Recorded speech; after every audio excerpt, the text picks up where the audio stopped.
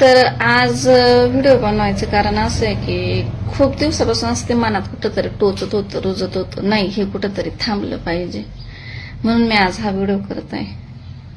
खरं तर आमच्या अंगणवाडीच्या मुलांना येणारा फेडरेशनचा पूरक पोषणार, मग त्यामध्ये भरडाई, साखरे, वाटाणाई, मुगडाळे, तांदूळ, हळद, मीठ, मिरची, तेल असा हा कच्चा माल येत असतो. तर सगळ्यात महत्वाचं मला सांगायचंय की त्या आहारात येणारा हा पांढरा वाटाणा, हे बघा. आता तुम्हाला हा वाटाणा शिजलेला आहे का कच्चा आहे हे तुम्हीच ओळखून दाखवा. तुम्हाला वाटत असेल हा वाटाणा कच्चा आहे, पण हा वाटाणा कच्चा नाही, हा वाटाणा शिजलेला आहे. तर मुलांच्या रोजच्या दैनंदिन आहारामध्ये जर दुसऱ्या दिवशी जर उसळ असेल ना, तर आम्ही काय करतो, हा वाटाणा आदल्या दिवशी भिजत घालतो आणि दुसऱ्या दिवशी 9 ते 10 शिट्ट्या घेतो, 9 ते 10, तरी वाटाणा शिजला जात नाही. हे बघा, हे बघा, हे बघा, किती पण दाबला तरी वाटाणा आयताच नाही. सगळा वाटाणा तसंच आहे. थोडा थंड झाले की वाटाणा एकदम कच्चा होऊन जातो, हे बघा. आणि मग अशा वाटाण्याने मुलं काय करतात, पोट दुखवतात. मग तुम्ही सांगा, जर असा आम्ही मुलांना आहार खाऊ घालायचा का? तुम्ही सांगा. अक्षरशः मुलं हा वाटाणा खायला कंटाळा करतात, नको म्हणतात ती मुलं. एकतर आधीच 4-4 महिन्यांचा हा माल येऊन अंगणवाडीत पडलाय, मग तो आम्ही त्याची नीट निगराणी ठेवायची, साठवायचा, नीट व्यवस्थित नीट करायचं, ठीक आहे, मान्य आहे. पण जर मुलं जर हा वाटाणा खातच नाही, तर आम्ही त्या वाटाण्याचं काय करू? तुम्हीच सांगा. वाटाण्यासारखंच या भरड्याचे, हे बघ. अक्षरशः हा भरडा आहे ना, 5 ते 6 शिट्ट्या घेतल्या ना, तरी हा भरडा ना आहे तसाच आहे. फक्त याच्यात जी साखर टाकतो ना त्याचं पाणी होतं, भरडा अजिबात शिजला जात नाही. मग त्याच्यात तुम्ही किती पण तेल टाका आणि किती काही पण करा, अजिबात भरडा शिजला जात नाही. अक्षरशः म्हणजे मुलं आहे ना, हे लापशी आणि उसळ खाण्यास नकोच म्हणतात, एकदम असं खायला कंटाळा करतात.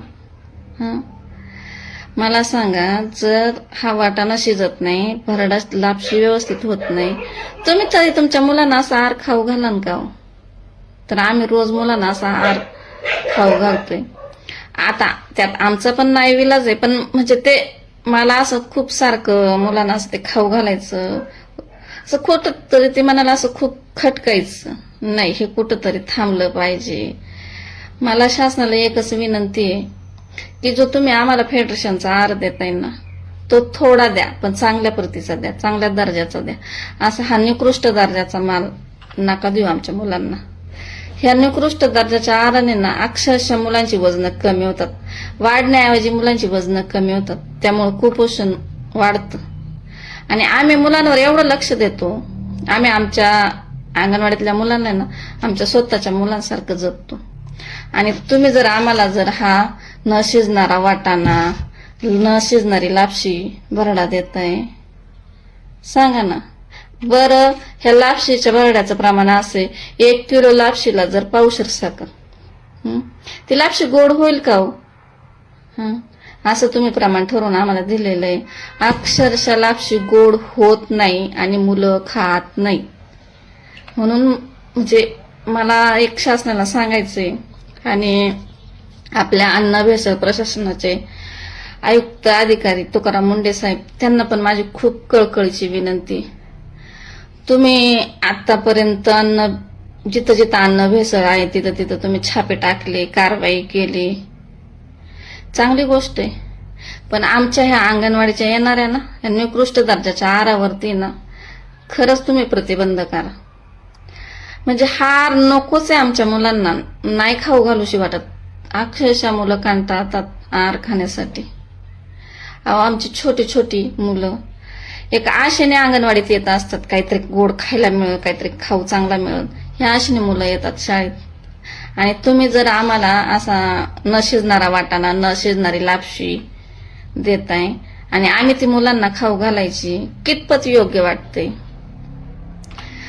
तर खरंच आपले अन्न भेसळ प्रशासनाचे आयुक्त तुकाराम मुंडे साहेब, मला खरंच तुम्हाला एक सांगायचं आहे की तुम्ही आमच्या अंगणवाडीत येणारा हा माल आहे ना खरंच बंद करा. नकोय असा निकृष्ट दर्जाचा माल, थोडा द्या पण चांगला द्या. आमच्या मुलांच्या आहाराच्या बाबतीत तरी आमच्या मुलांशी असं खेळ खेळू नका.